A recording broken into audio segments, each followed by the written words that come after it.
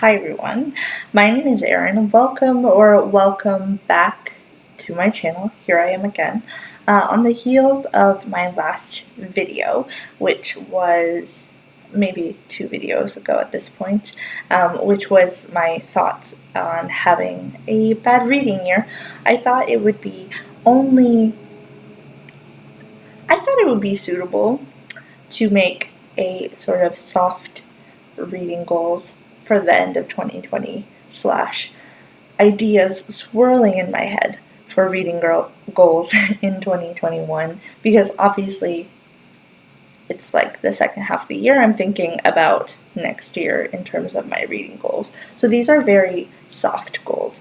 These are very easily achieved goals.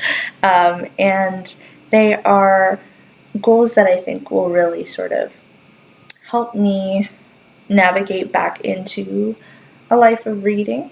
So I'm just going to go right into them. I have 6 goals that I will hopefully implement into the end of this year and then continue on into next year.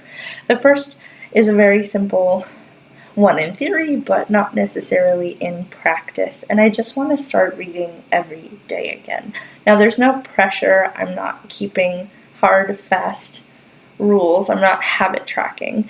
But I just want to take a moment every day to read. Even if it's just one page, even if I can barely keep my eyes open at the end of the day. I just want to learn to fall back into literature. I think that it is so valuable to me as a person, and so that is it. That is the first soft goal. It's just to read every day. It is hopefully going to be easier to do than I anticipate. The second sort of soft goal is to read from my shelves and from the library. So I know that it is so important with COVID-19 to really support the indie bookstores that are near me or near you, and I know that.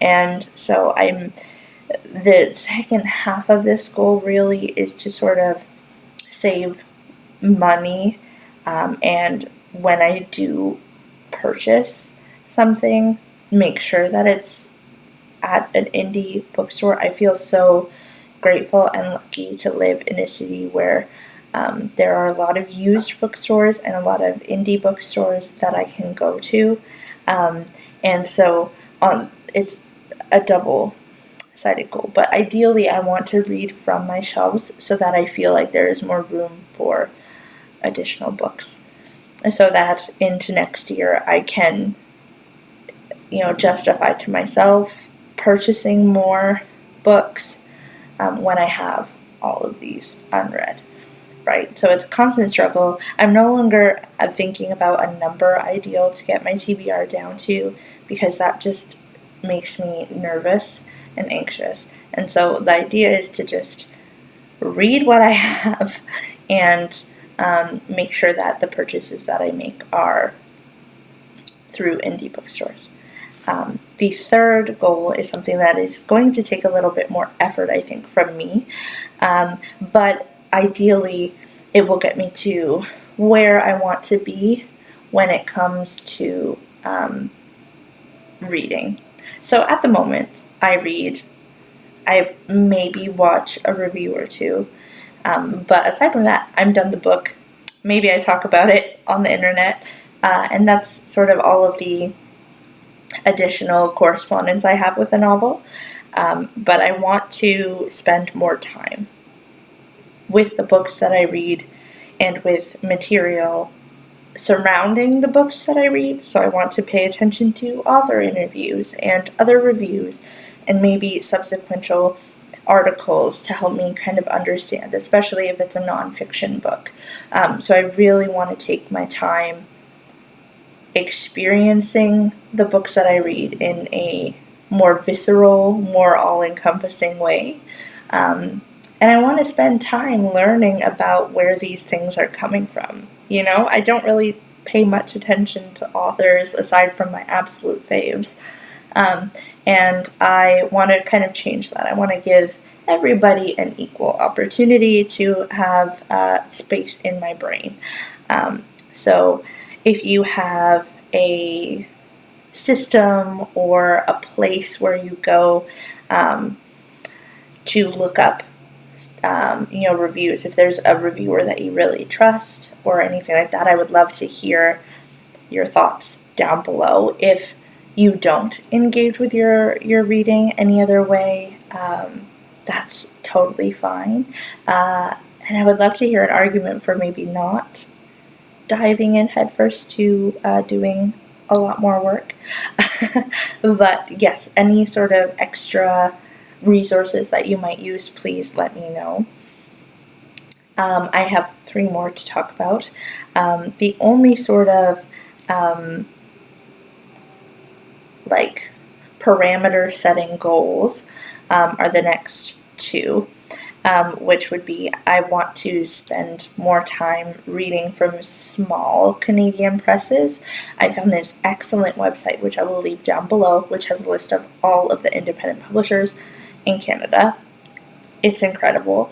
And so I've been spending the last couple of months looking through and seeing what books I can get from the library, and really spending a lot of time looking into that. And I want to continue that moving forward, and also actually read the books that I am excited about. So this is a very dangerous list, as I've almost spent my entire paycheck on books a couple of times, and that is not ideal in a pandemic. But it's something that I want to do more slowly, gradually, and to really take my time with, and to hopefully highlight those books either here or on my Instagram in a way that celebrates them as more than just a book that's published. Really highlight that they are from an indie publisher, and spend time with the literature that I love so much, which is CanLit. The second sort of parameters goal is I recently heard about a reading initiative which is called Invisible Cities. It's hosted by a number of people, but I heard about it from Stephanie at Time to Read. So I will leave links to all of the hosts down below. And it's an initiative to read more translated fiction, which is something that I don't often do. So every month they will release 3 sort of places or languages that you're supposed to read a translation from. And the goal is, of course, to read all 3. But I think because I am hoping to spend more of my time at the library or with my own books, I might be limited into what I can find. But I want to do my best to kind of keep up and keep talking about it, because I think it's really important, and it's not ever something that I think about too much, which is a shame. So I hope to participate in some way, shape, or form starting in 2021. And then the last goal that I have is something that I've kind of struggled with a lot in the past, and I think it has to do with maybe the sort of stigma that I might be implicating on myself around self-help books, but I do tend to read a lot of them. And so I want to stop sort of feeling shameful about that, and I want to start discussing them in a helpful way, because I think that when it comes to self-help books, at least the trouble that I've had is that I'm not always certain where to go.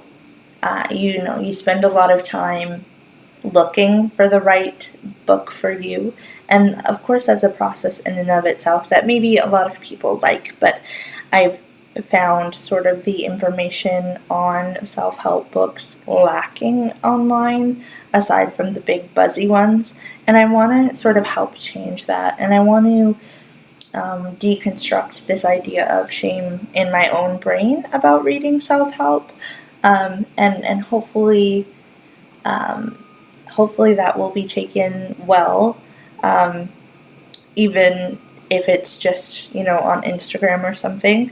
But I really want to stop feeling like I can't talk about those books online, because I think it might be helpful to somebody, even if it's just me. So those are my sort of soft, easy, gentle goals going into 2021. I'm hoping to implement them, as of today, because they're sort of, it's me changing where I thought I would be at the beginning of the year to now.